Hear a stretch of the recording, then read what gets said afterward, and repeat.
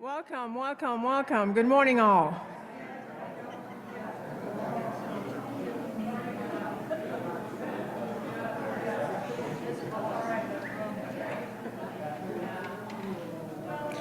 Good morning, all.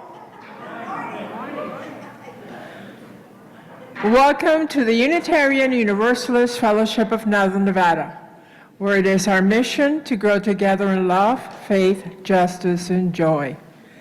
And my name is Xiomara Rodriguez. My pronouns are she, her, and ella. And I am honored to serve as your worship associate this morning. We are meeting on the ancestral lands of the Paiute, Shoshone, and Washoe people, the original stewards of these lands.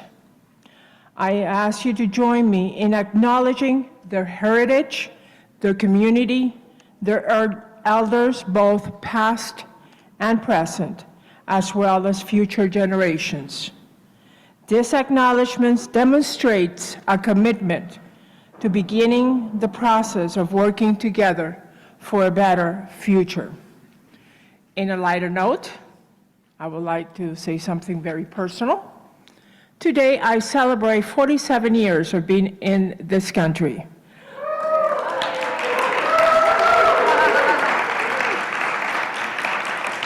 I arrived here, well, not here, Newport News, Virginia, on the 27th of October, 1977. I was in a summer uniform, U.S. Coast Guard summer uniform, and the temperature in Newport News was 45. And I did not have a winter coat. From there, I went to Washington, D.C., and the temperature was 35, still without a winter coat. Finally, I got one, and I got a winter uniform, but that's a story for another age and another time. So, I know that a lot of you are asking, why am I all dressed up like this, right? If you know me better, you know I don't do this stuff. So, I would like to remind all that we are celebrating El Día de los Muertos, which is a Mexican holiday where families welcome back the souls of their deceased relatives for a brief reunion that includes food, drinking, and celebration.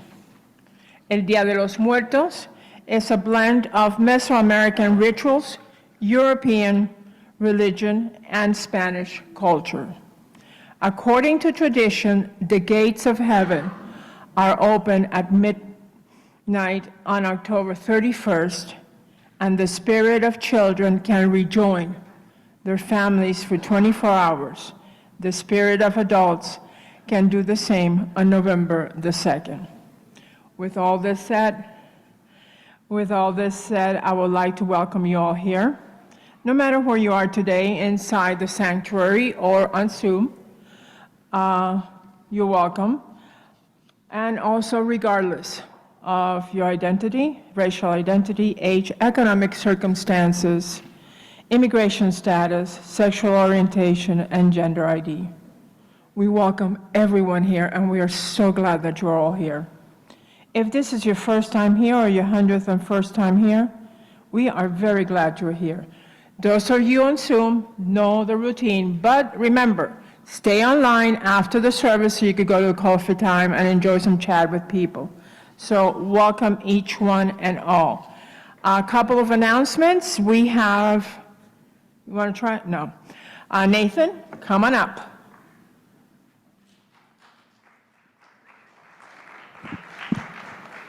Who knew I got an applause for an announcement? Good morning, everybody.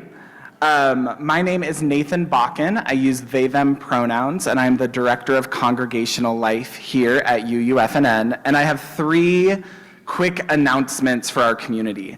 The first is this evening at 5:30 p.m., we are hosting our 2nd monthly family dinner service, where there will be activities and food for all ages, but really fostering connection between our families. And we strongly encourage you to come. It will be at 5:30 in the Star King room. Wear costumes. We are celebrating Halloween. And maybe wear a costume you wouldn't mind getting a little dirty. The second announcement is this week on October 31st, our CUPS group, which is our Covenant of Unitarian Universalist Pagans, is going to be hosting a Samhain silent feast for our ancestors. That will be on October 31st at 7 p.m. in the Star King Room. And finally, today, Faith in Action is partnering with local faith communities for Souls to the Polls.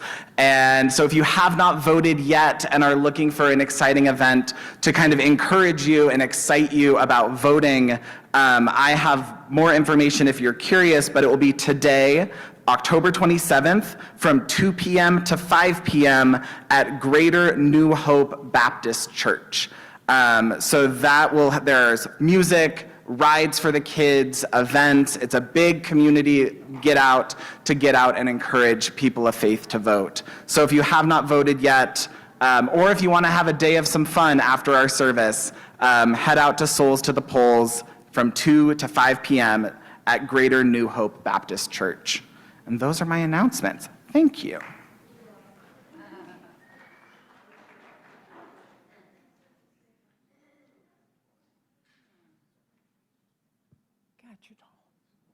And now, how about if we greet one another in whichever way it's better for you?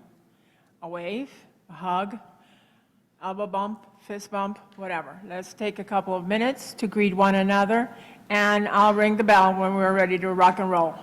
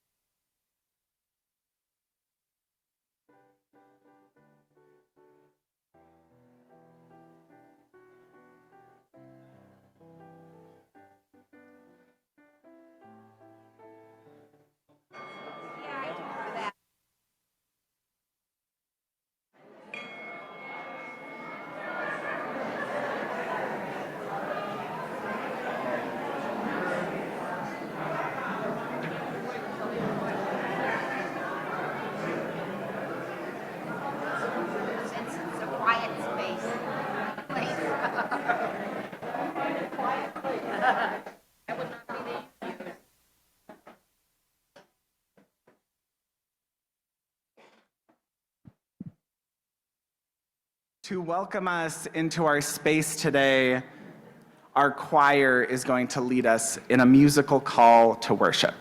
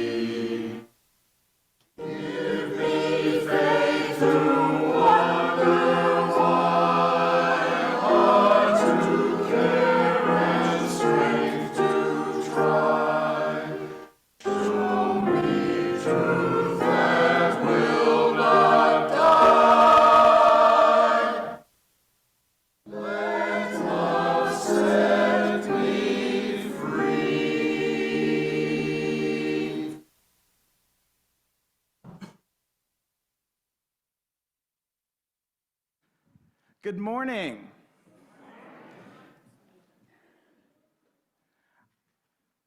As I know I introduced myself at the announcements, but I'll introduce myself again since we have a number of new faces today. My name is Nathan Bakken. I use they, them pronouns, and I'm the Director of Congregational Life here at UUFNN.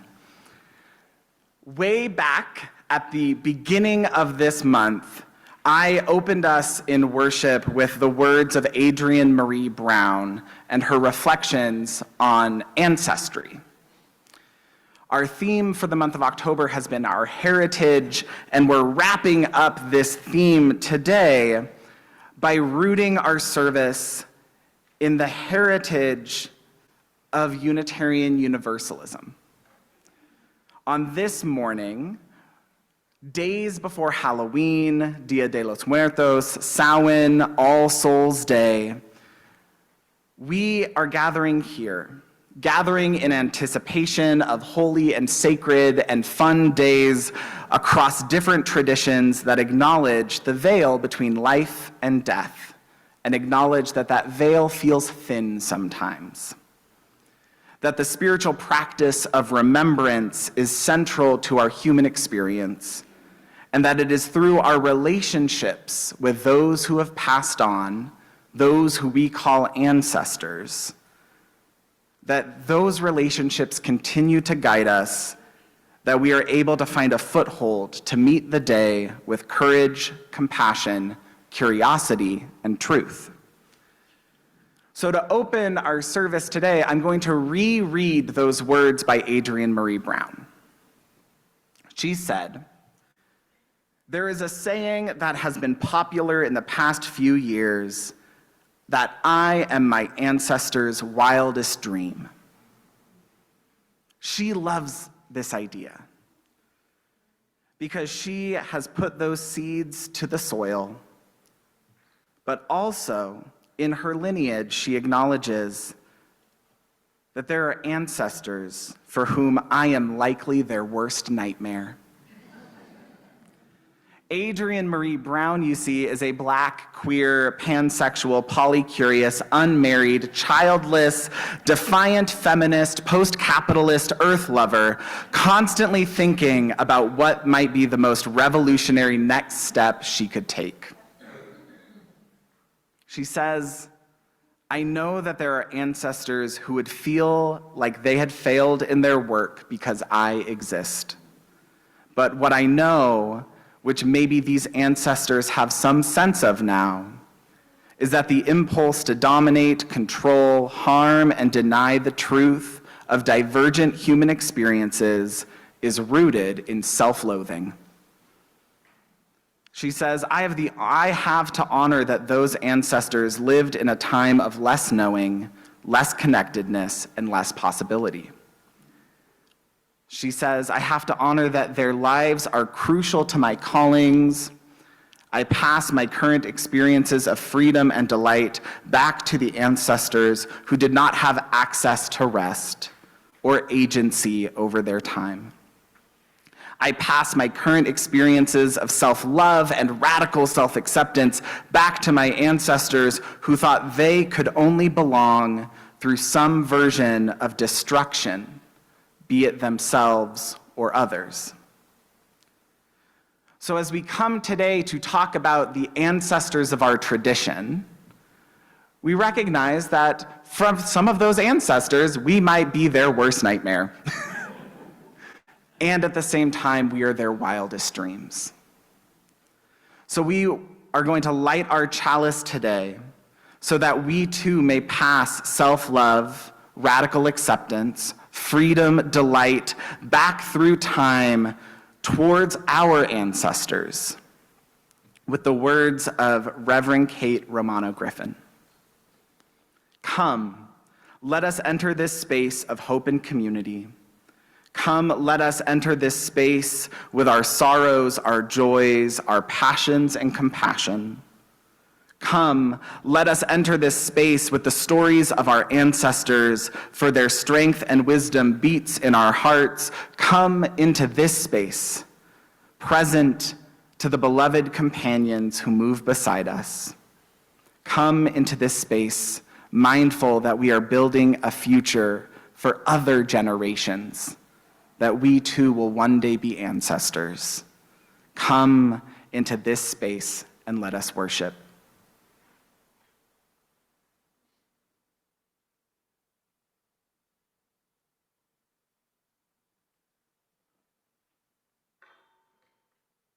And in the light of our chalice, I invite you to rise in body or spirit for our opening hymn, This Little Light of Mine.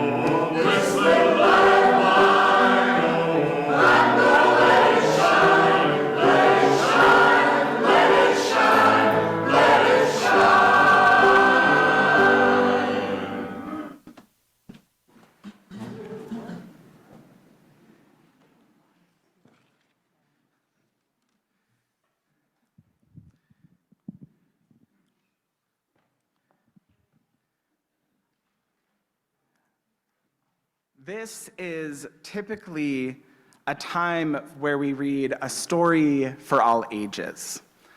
And I was thinking about the best way to weave the history of Unitarian Universalism. Who are these ancestors we're talking about? And I realized a picture book, there aren't a lot of picture books written about all of our ancestors.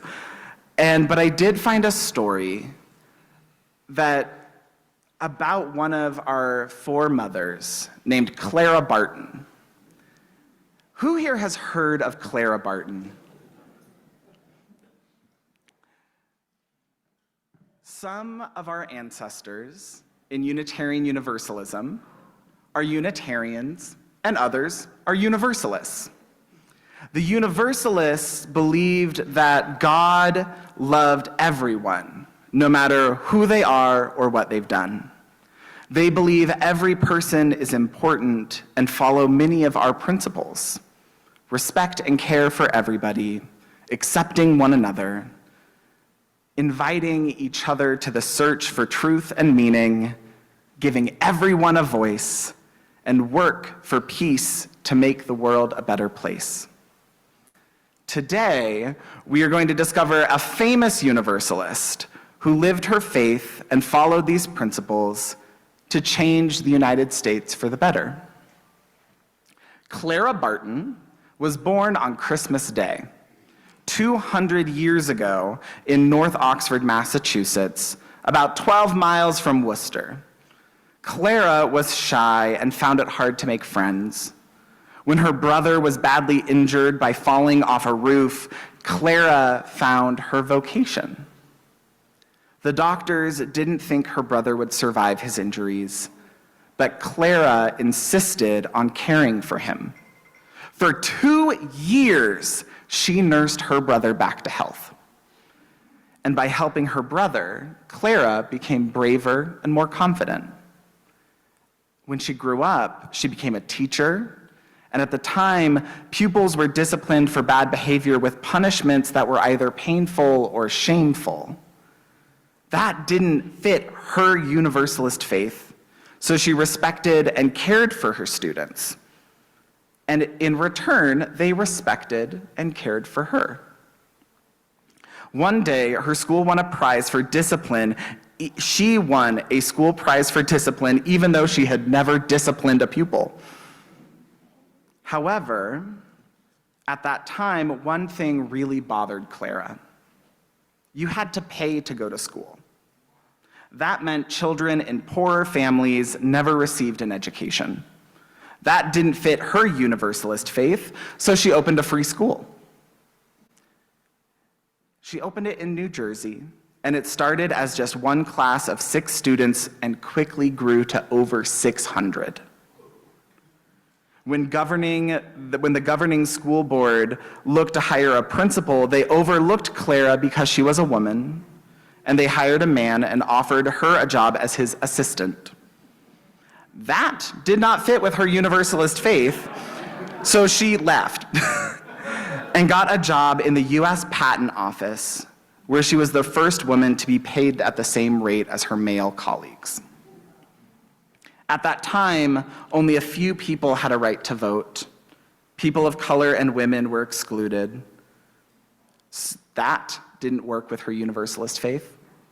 And so she started to campaign and advocate to try and get everyone the vote.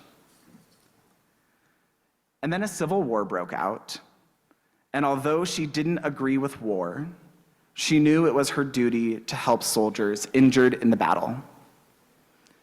People expected her only to help the soldiers on her side, and that didn't fit with her Universalist faith that says all people are worth saving.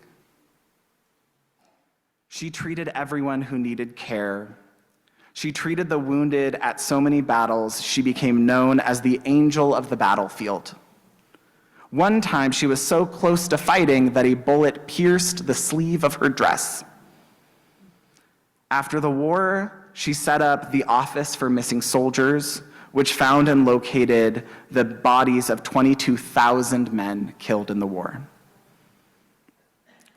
To raise money for this venture, she went on speaking tours to share her experiences, and this was hard because, remember, Clara was shy.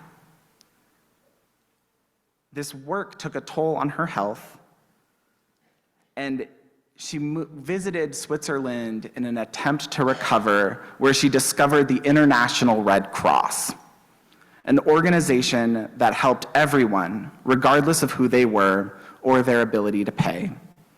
That fit her Universalist faith. And when she returned home, she established the American branch of the Red Cross, persuading the government to sign the Geneva Convention, which made countries treat everyone with respect and dignity. Clara worked for the Red Cross until she was 83 years old. The Red Cross, to this day, still helps people all over the world, wherever and whenever help is needed. I know for myself, I have been certified in CPR by the Red Cross.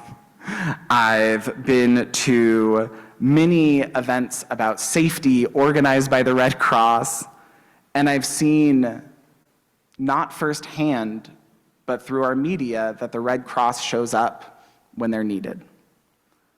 So the next time you interact with the Red Cross, be it swimming lessons or first aid, remember that Clara, a shy, brave, universalist woman who lived her faith and made the world a better place, had a part in that creation. Thank you.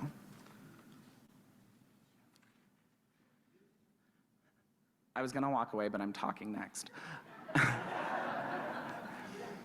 And in the spirit of Clara Barton, this is a community that cares for one another. And on a Sunday morning, we express that care through what we call our time for joys and sorrow. So I want to invite you, as we gather in this moment, to resettle into your chair. Maybe place both your feet on the ground, nestle your back into the back of your seat. Maybe close your eyes or soften your gaze. Because this is a time that we gather together for meditation, for prayer, and to witness that joy and sorrow can only be held in cupped hands together.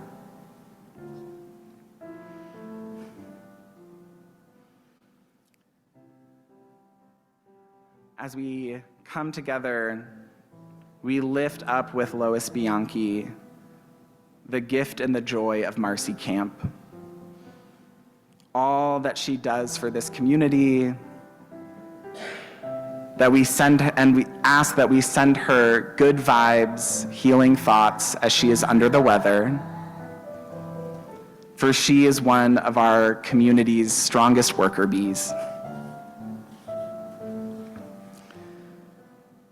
We hold in solidarity and compassion with Sophie Moeller,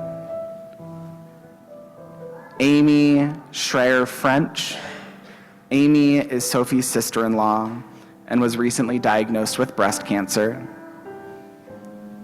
We hold with Sophie, Amy Paletto, a dear friend in remission from stage 4 ovarian cancer, but her mother was recently diagnosed with breast cancer. Allie is a single mom who could use some prayers, healing thoughts, and care. And lastly, Sophie lifts up in joy her own family, her husband, Anthony, her stepchildren, Halu and Trip, that there is love, joy, and celebration in the midst of all that Sophie is holding.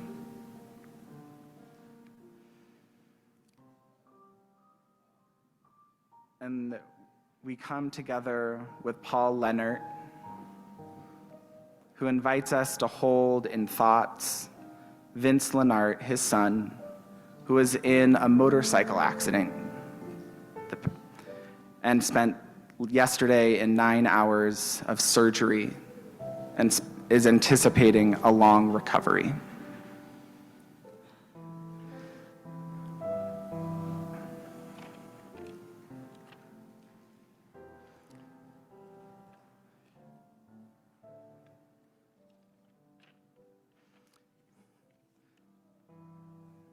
We also hold with Jeff, who's also lifting up Marcy for the positive energy she brings and is being challenged by her health. We know how important Marcy is to this community.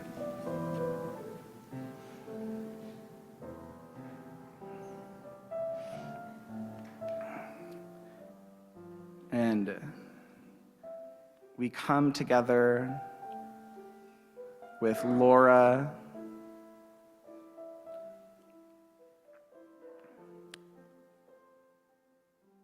I can't read the last name, so I apologize, who is lifting up West North Carolina's flood victims,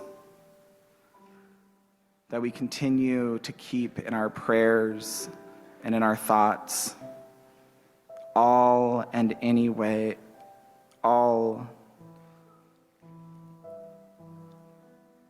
for all those impacted, and strongly invites us to consider to help through on-the-ground organizations. People, pets, and their futures are at stake.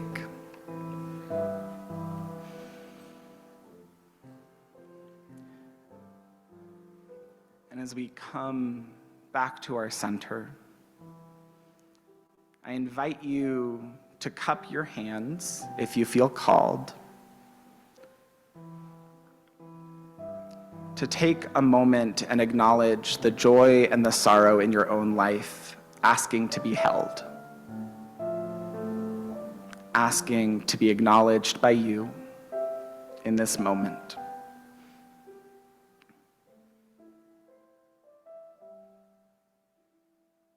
And we'll hold just a moment of silence for our collective joy and sorrow.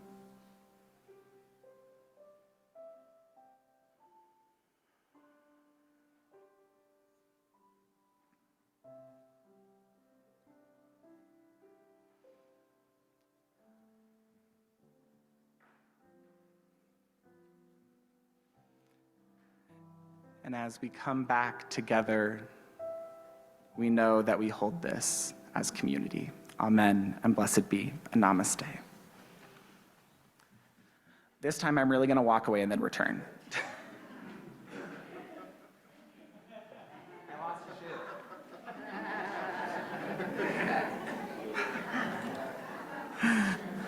I wanna invite everybody to just take a moment and stretch. Move in a way that feels good to your body. Maybe you need to stand up, maybe you need to twist, maybe you need to wiggle your neck around, maybe you need to wave your magic wand.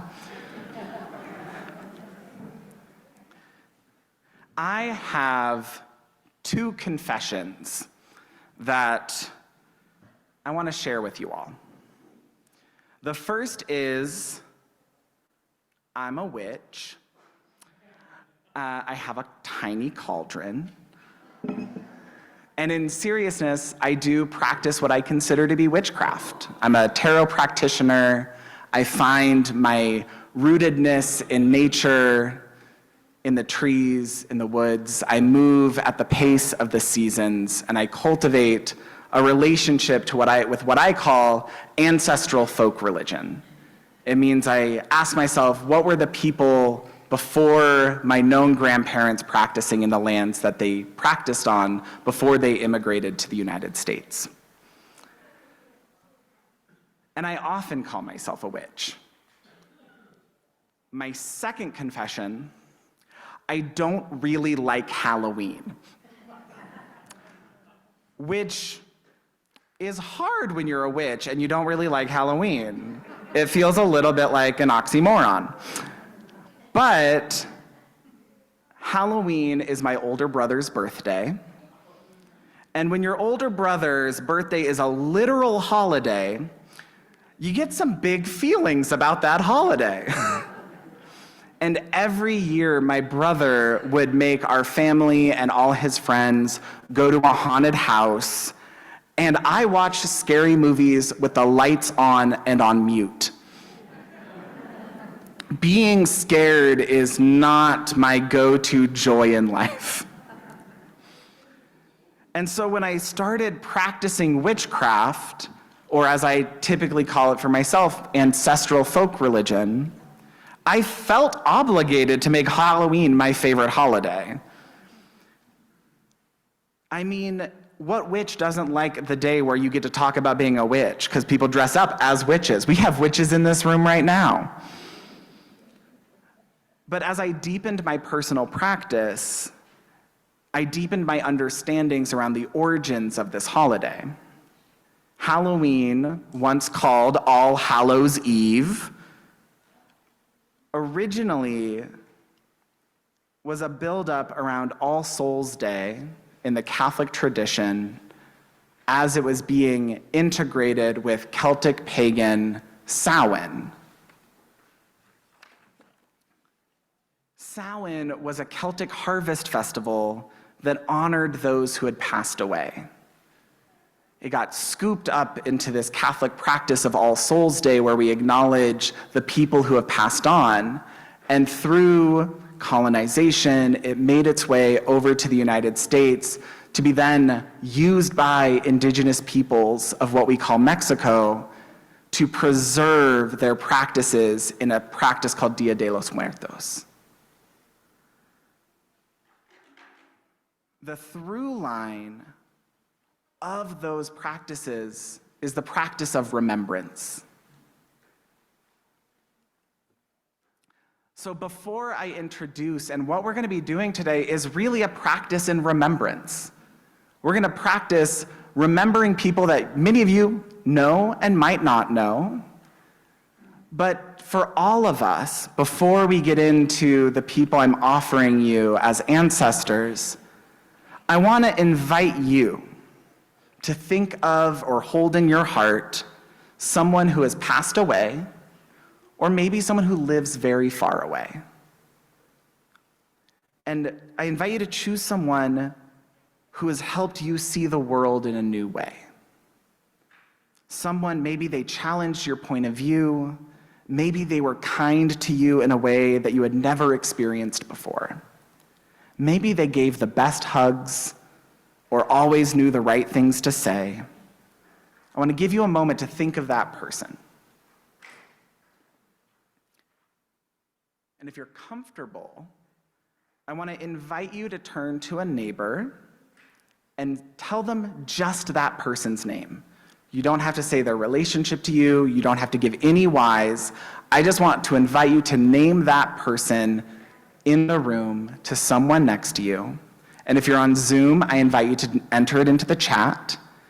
And if you, like Clara, are a little shy and don't want to talk to a stranger, I invite you to take out your phone and just write that name down for yourself. Does everybody understand? Okay, so I want to invite you to find a neighbor and tell them the name of an ancestor who has challenged your worldview.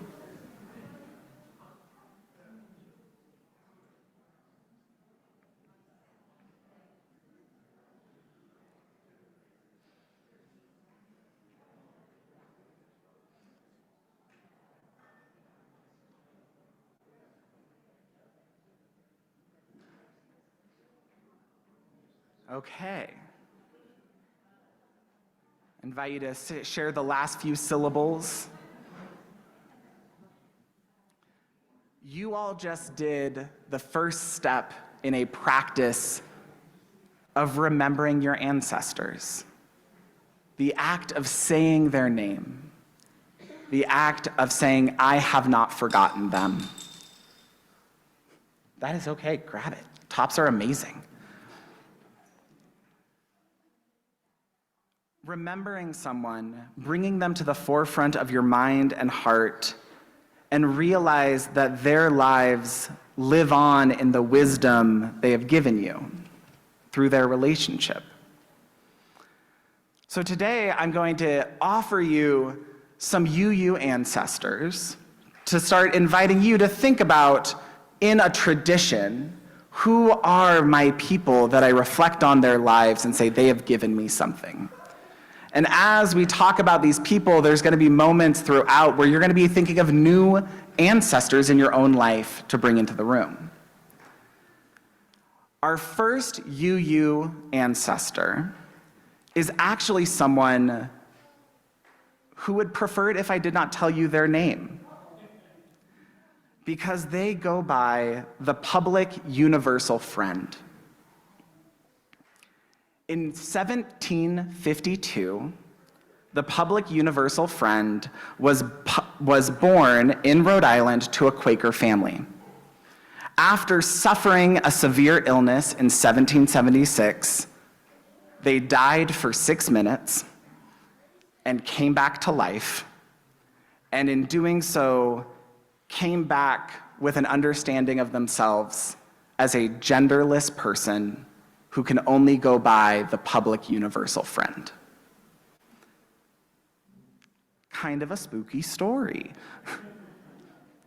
But the friend, or the PUF, as they often encourage folks to call them, renounced their previous identity and founded a religious movement within Quakerism that departed from the Quakers through an investment in distinct universalist values.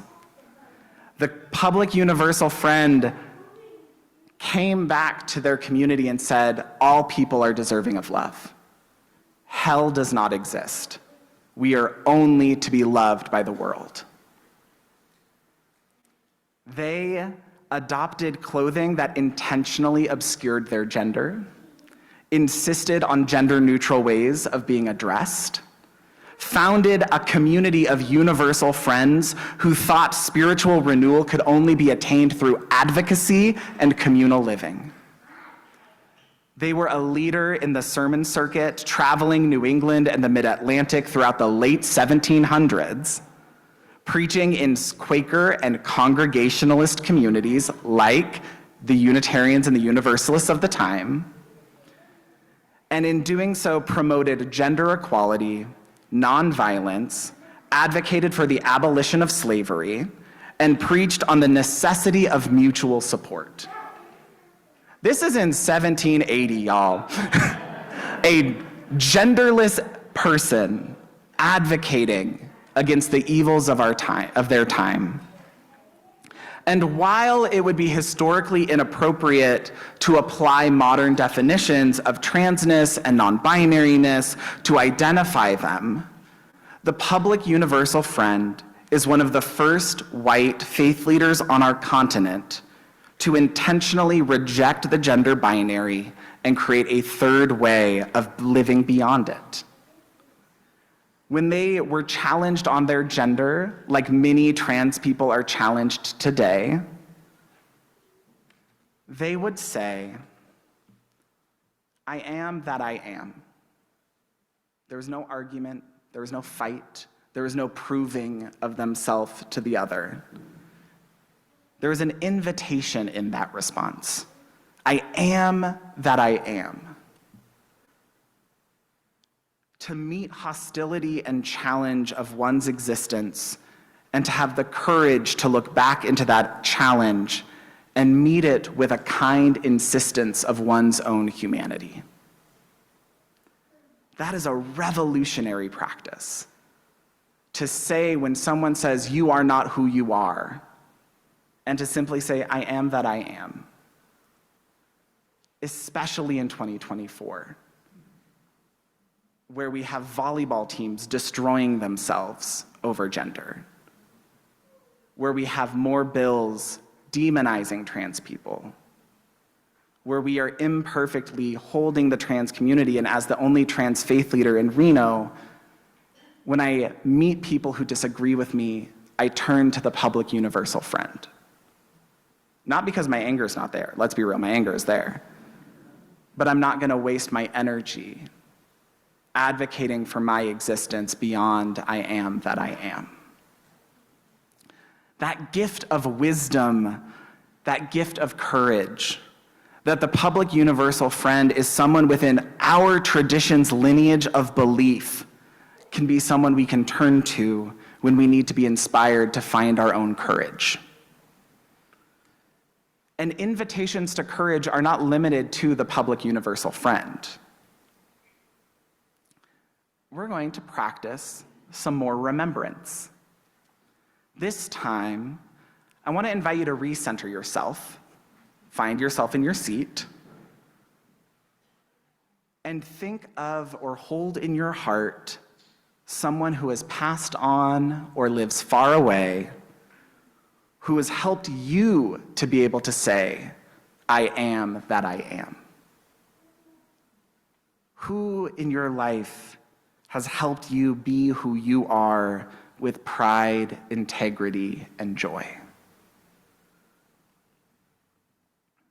Give you a few moments to think of a name, just a name.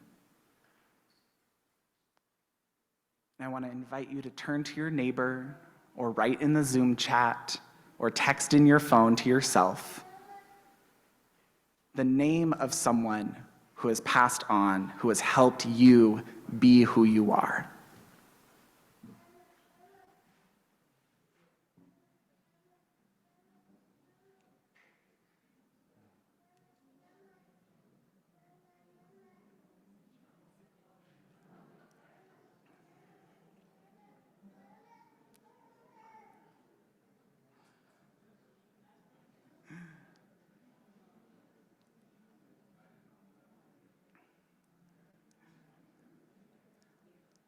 Okay, I'll give you a few moments to finish up your syllables. And as we find ourselves in the courage of our ancestors, for many of us here at UUFNN, I'm going to invite someone that some of us in this room will know. Marge Sill is often called the grandmother of Nevada wilderness.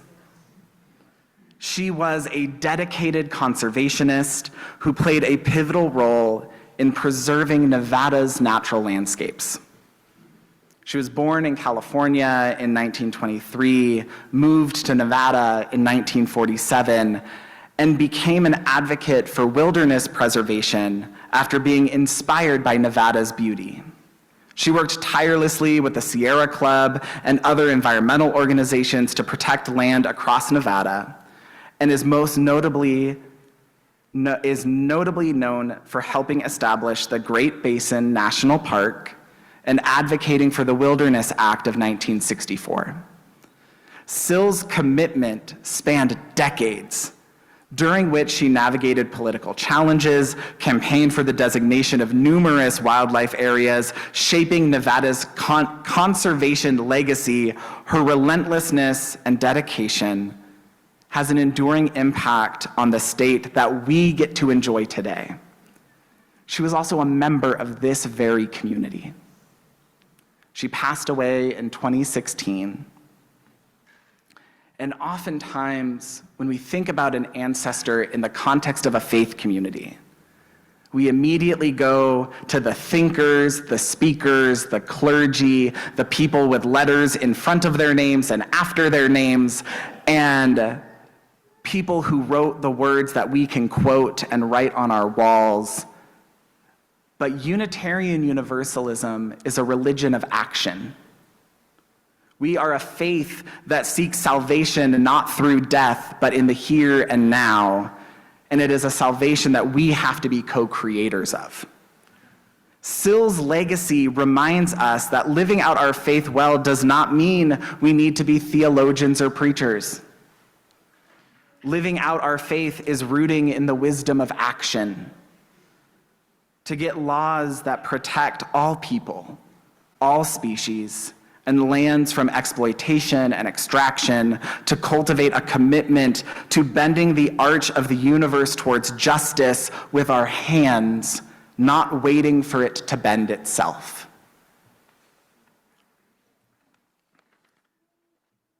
When we think about our ancestors, Sill's wisdom is to be courageous, determined, and steadfast.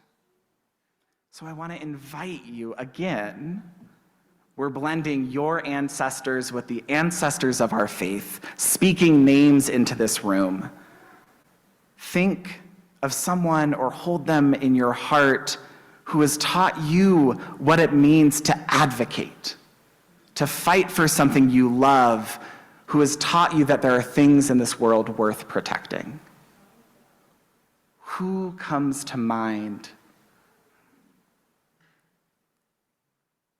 Who showed you what it means to advocate or to simply be someone who tries their best to make the right decision on behalf of someone else? And when you find your name, I invite you to turn to your neighbor and share their name out loud, or in the Zoom chat, or quietly to yourself in your phone.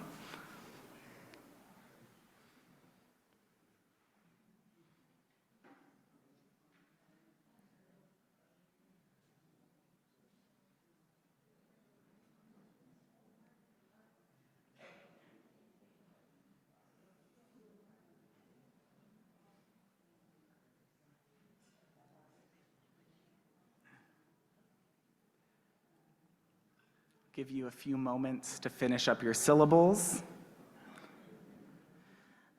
And as we move into our third and final ancestors, I want to invite us just to stretch again. We got a body. We've been talking. We've been thinking. I've been standing.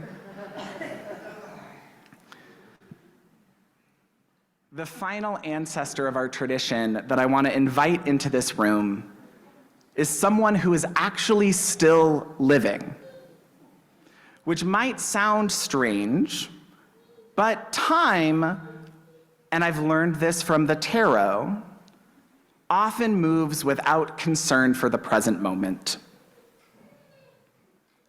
And I'm reminded that death is one of the few universal experiences of our world. We will all be someone's ancestors someday. We have a responsibility to be a good ancestor.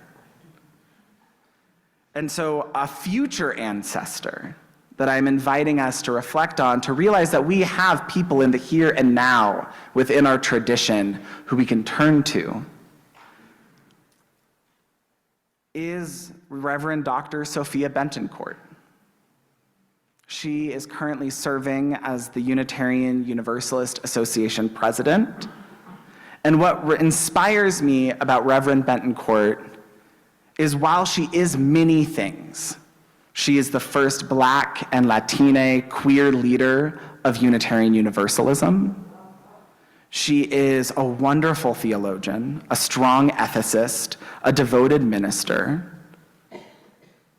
She's also someone who thinks and does the work. She thinks about and does the work of what does it mean to be a future ancestor. She writes, believing that we are all saved together, that one life cannot reach its greater meaning unless we center the liberation of everyone, means that not only a willingness to invest in one another and the greater good, but also responding faithfully to the call to live into the work together.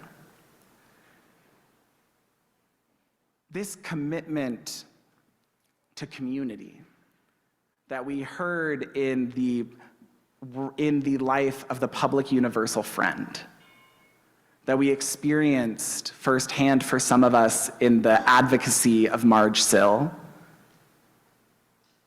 a commitment to collective liberation and communal belonging is the future legacy of Unitarian Universalism. It is the work of our current future ancestors. Our faith is one that tells us that we are all interconnected. We are part of the interdependent web of being. Our faith is one that tells us that my freedom and your freedom are inherently intertwined, that my well-being and your well-being are inherently intertwined. Reverend Dr. Bentoncourt tends to the roots of our tradition by continuing on this institution, but nourishes those with a collectivist mindset that invites us to remember that we all exist beyond just our skin. We exist in relationship with one another. We exist in relationship with our ancestors, the past, the present, and the future. So this time, I want to invite you to think of or hold someone who is still living, still teaching, someone who in your life you can say, that is a future ancestor that someone will call on one day. Who is the future ancestor in your life? And when the name comes for you, I invite you to talk to the neighbors around you, texted in your phone, entered into the Zoom chat, who is still living but inspires you to be a good future ancestor?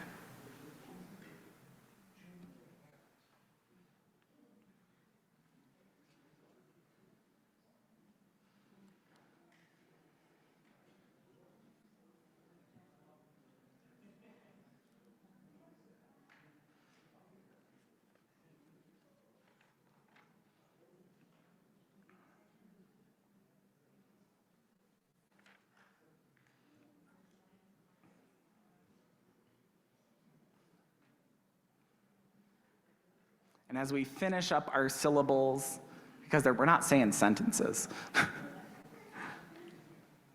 I want to invite us to close and invite you to imagine the 4 people you named this morning,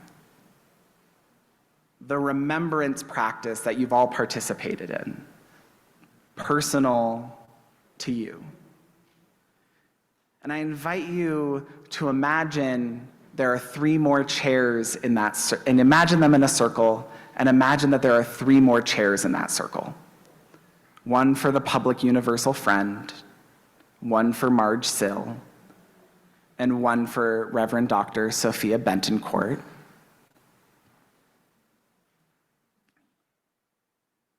And as they come together in this circle, they come from different backgrounds, different time periods, different contexts of wisdom that all offer you a common thread specific to you.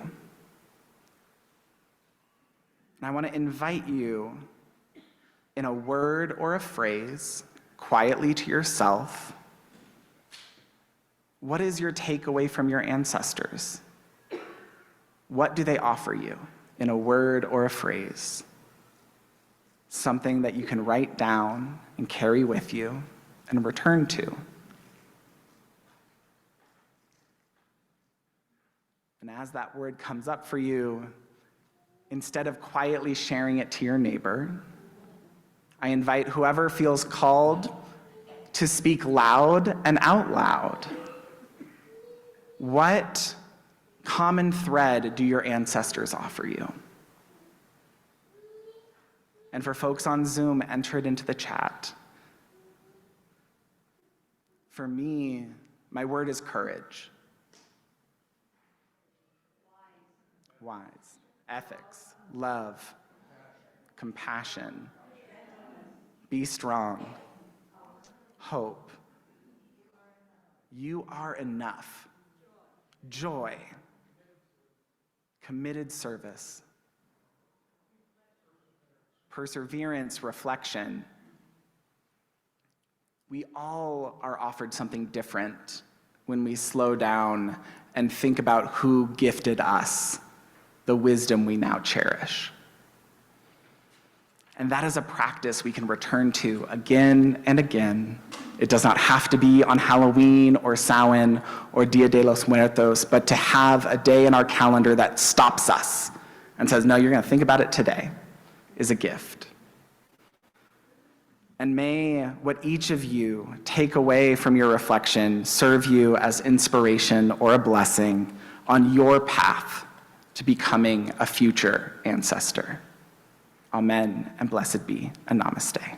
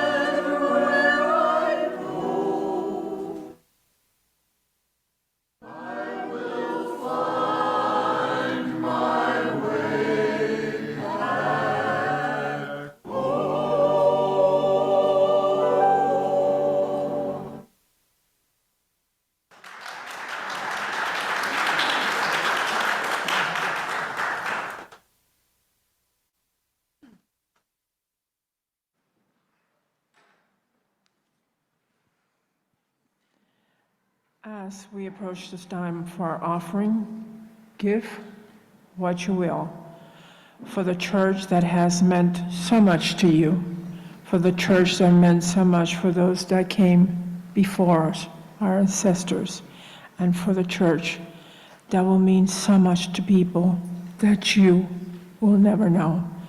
Give what you will, for you're a generous people. Now, for all of us here, we are going to have a basket passed around. If you're on Zoom, there is a slide. Follow the slide. And remember, here at the UUFNM, each month we have the opportunity to share our bounties with a nonprofit organization. The nonprofit organization for October is Court-Appointed Special Advocate, CASA. Court-Appointed Special Advocate, CASA, are community volunteers who speak up for abused and neglected children. Washoe County CASA program belongs to a network of nearly 950 programs and networks that recruit and train and support citizenship and volunteers. There are about 660 children currently under the care of the Washoe County CASA, but only about 100 have seen CASA. More volunteers are needed. So now, please, let's start our offering.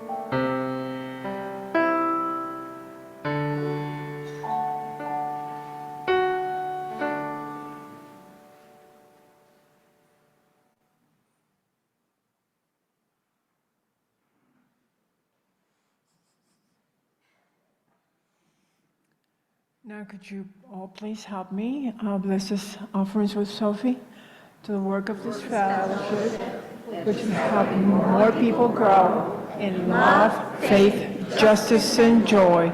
We dedicate ourselves, and these are our offerings. Thank you.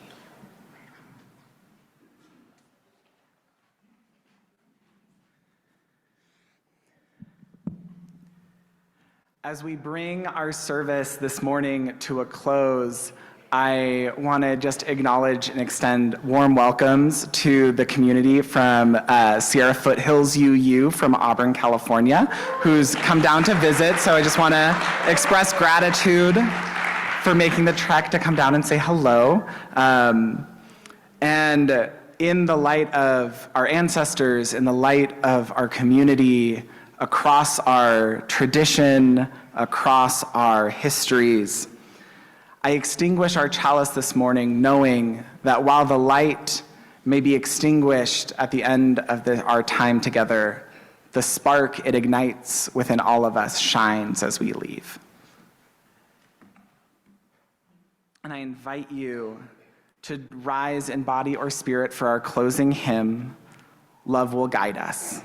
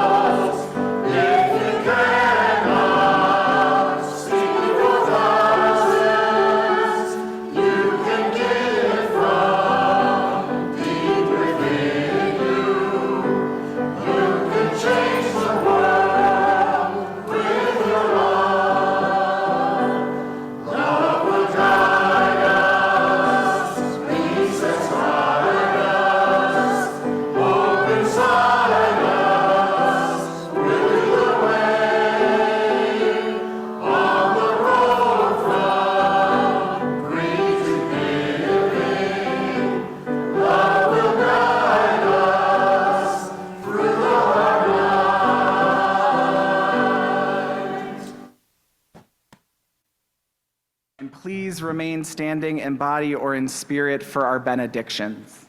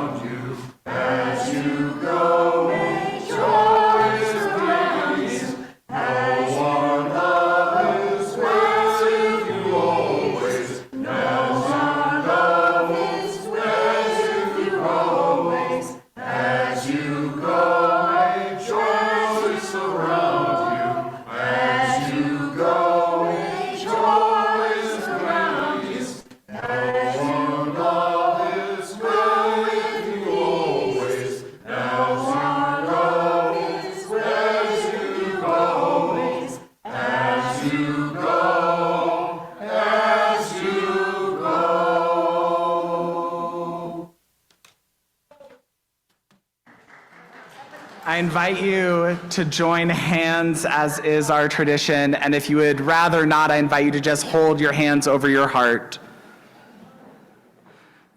And may we remember, in the words of the Reverend Scott Taylor, may we remember that we never walk out into the world alone.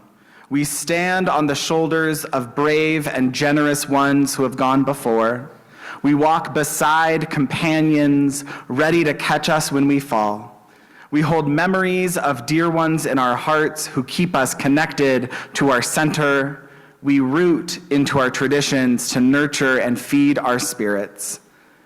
May we make this our most important work, to remember that who we are does not end at the edges of our own skin. And as our worship has ended, may we go out to serve the world. I messed that one up. Amen, blessed be, and namaste. An earring. Oh.